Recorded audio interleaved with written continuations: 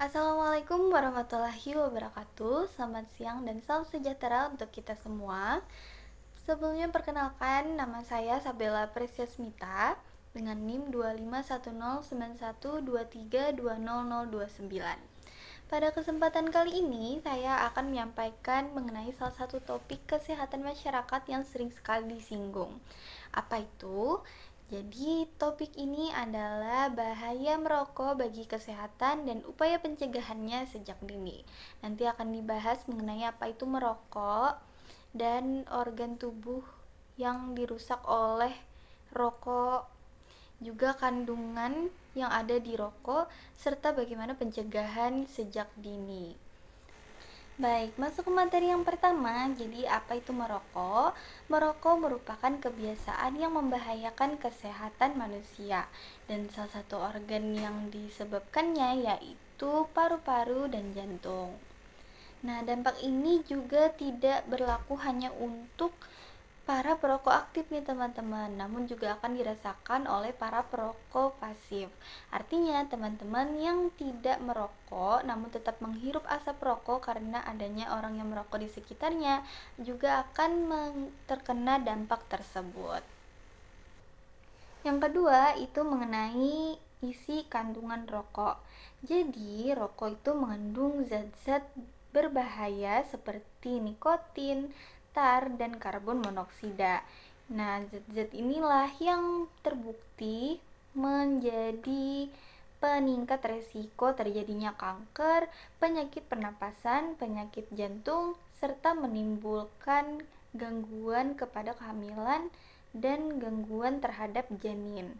Artinya bahaya merokok itu dapat menjangkau semua kelompok usia, baik dari yang muda hingga yang tua, termasuk ibu hamil dan anak-anak. Selanjutnya materi yang ketiga nih. Sebenarnya perilaku merokok itu tidak dibenarkan di lingkungan manapun, baik itu di lingkungan rumah, di lingkungan sekolah, maupun tempat kerja. Karena hal tersebut tidak hanya menimbulkan masalah kesehatan, namun juga dampak sosial dan ekonomi. Contoh dari dampak sosial. Nah, contohnya itu seperti menimbulkan konflik di antara para non-perokok kepada para perokok karena asapnya kemana-mana nih, sehingga membuat para non-perokok menjadi perokok pasif. Seperti yang saya sampaikan tadi, para perokok pasif juga dapat merasakan dampak dari merokok. Sedangkan untuk dampak ekonomi itu berupa dana yang dikeluarkan untuk membeli rokok, yang sebenarnya jika dimanajemen dengan benar, uang tersebut dapat digunakan untuk keperluan rumah tangga yang lebih penting.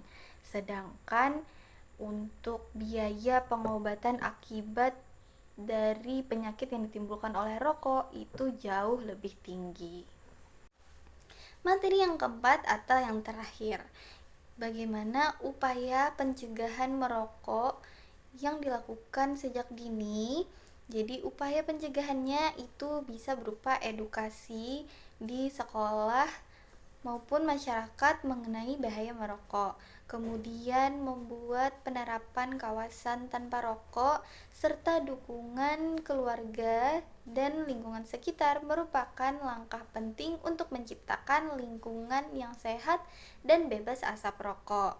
Semakin awal seseorang mendapatkan pemahaman mengenai bahaya merokok, maka semakin besar kemungkinan ia akan menghindari kebiasaan merokok. Itu tadi yang dapat saya sampaikan mengenai bahaya merokok bagi kesehatan dan pencegahan sejak dini. Baik, sebagai penutup, merokok bukan hanya masalah pribadi, melainkan persoalan kesehatan masyarakat yang memerlukan dukungan dan kerjasama kita semua. Jadi, mari kita bersama-sama mendukung gaya hidup sehat tanpa rokok untuk melindungi diri kita sendiri, keluarga, dan masyarakat luas. Itu saja yang dapat saya sampaikan. Mohon maaf apabila ada kesalahan. Saya akhiri. Wassalamualaikum warahmatullahi wabarakatuh.